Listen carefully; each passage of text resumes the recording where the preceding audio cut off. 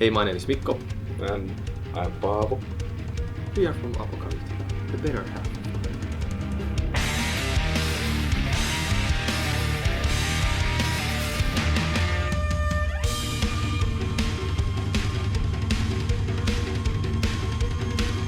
It's been a long trip, let's put it that way. The previous album was done, the previous kind of real album was done 5 years ago.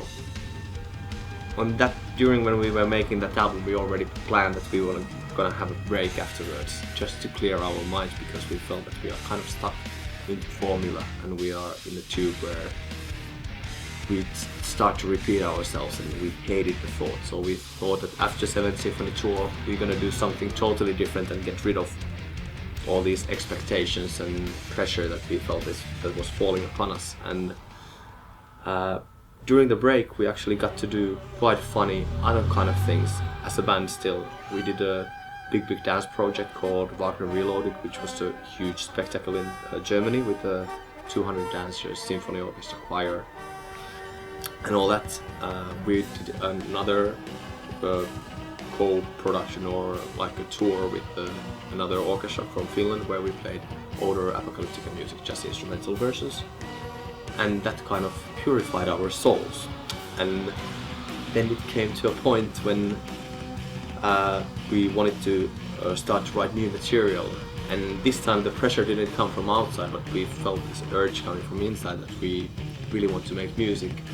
And we were lucky enough to be on that part, to be in a position where we didn't have a label, we didn't have a record company, no A&R, nobody who would know better than us what to do. We had the freedom to do whatever. Exactly. So we locked ourselves in the rehearsal room and started to play things what we felt was good. We talked a lot, we puzzled like what we want to change from the past, what are the things that we wanted to carry with us, and what are the things that we want to just make new. For the album, we finally cleared our mind that we want to have a solid, compact rock album, which is not, and sound-wise it's not too bombastic, and it's kicking ass, but there's something which is really close to your skin and something which could touch your soul.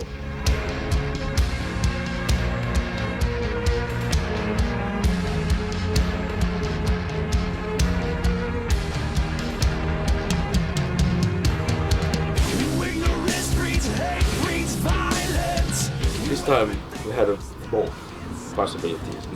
So many of the songs were really changed when the singer came. So it came hand by hand, the song with the vocals. Yeah, sometimes a song like Eka co-wrote a couple of the tracks. We worked again with Johnny Andrews, who he's part of the family, so to say. He did I'm Not Jesus and SOS and lots of songs in the past, and he was kind of with us again, mainly for the lyrical assistance, as we are musicians in all fairness. If you would need to listen to our lyrics, you would kill first yourself and then us. And so we had those guys in, and some of the songs were written, like there were vocals written into the songs already. Some of the songs, like Dead Man's Eyes, was originally 2 instrumental songs, but when Frankie came along, they were kind of mashed up to be a 1 song, which was all of a sudden a vocal track. And so there's everything.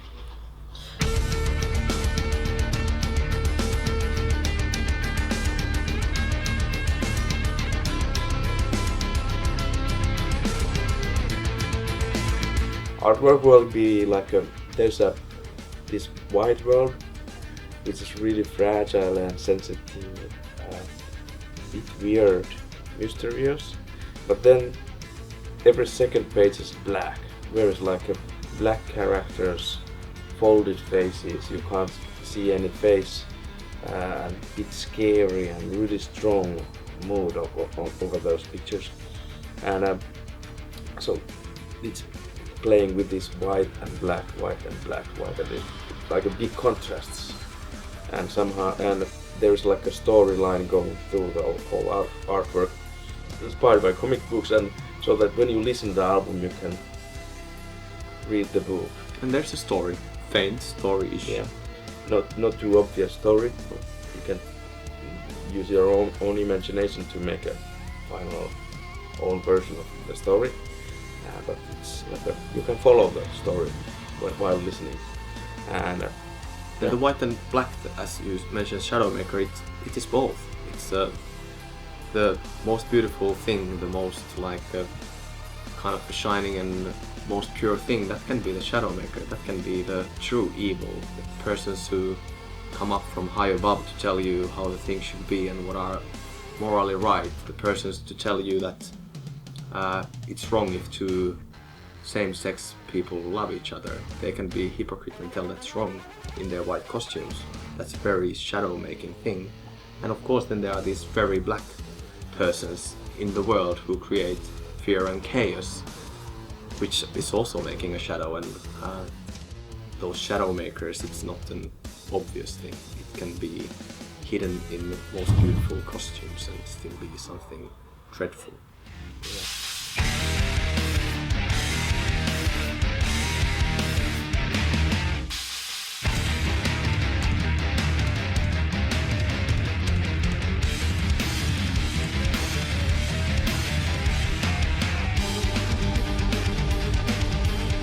I think in all fairness it wasn't so deeply thought. We wanted to have this like that era movie, like those scenes, because they create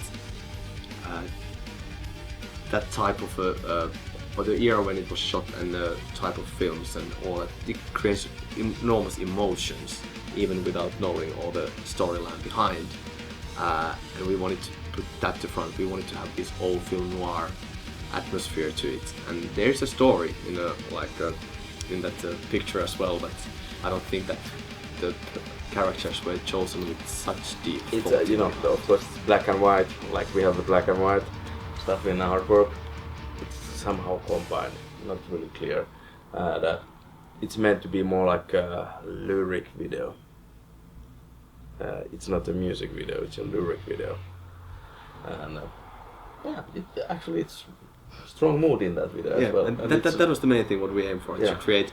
And of course, I would say especially young kids, they don't watch those movies anymore. They are kind of like a lost art, and not to lose it because they are great, like Chaplin. Like you shouldn't forget those, and those guys were.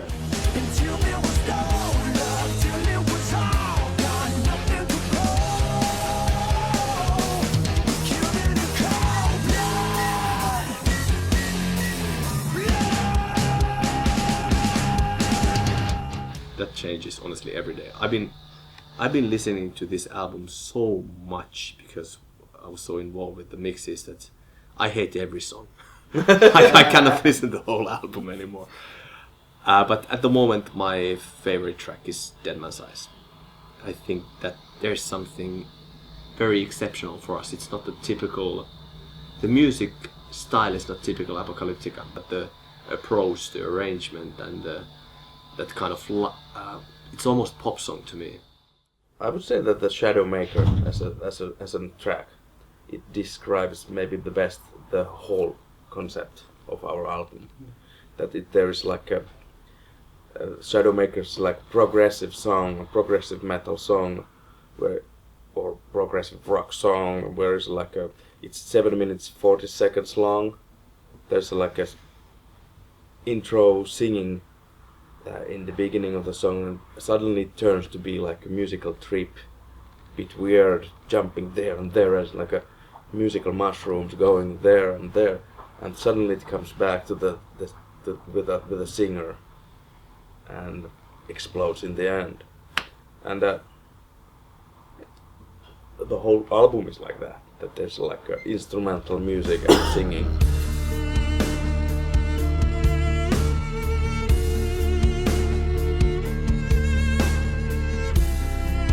Of course, it's at the moment. Today it is. Today.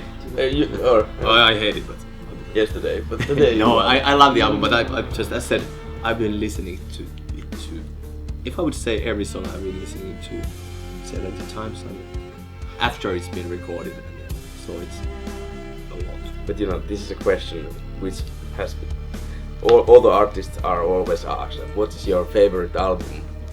The last one, but depends of the point of view when you ask that, and you should ask this after 10 years.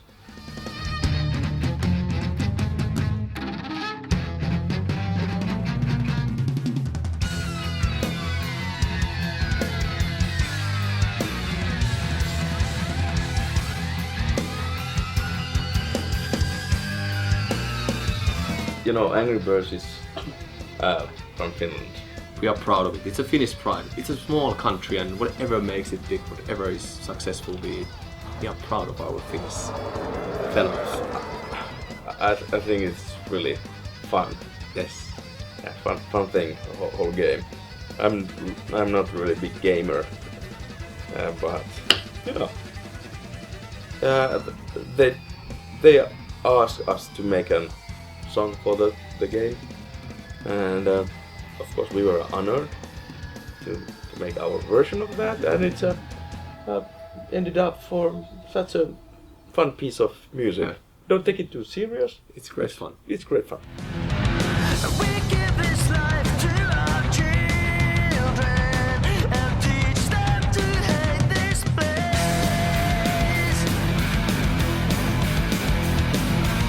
A man dies like a butterfly, life burns from the touch of a reaper. We are really happy to be just with Frankie, and that's something that was really important for us at the moment not to go that road. It's like Paavo said, it's been a great trip to get to work with all those, and we learned so much, but now we want to challenge ourselves in new ways, and it feels great to have Frankie around. It was all gone, nothing wrong.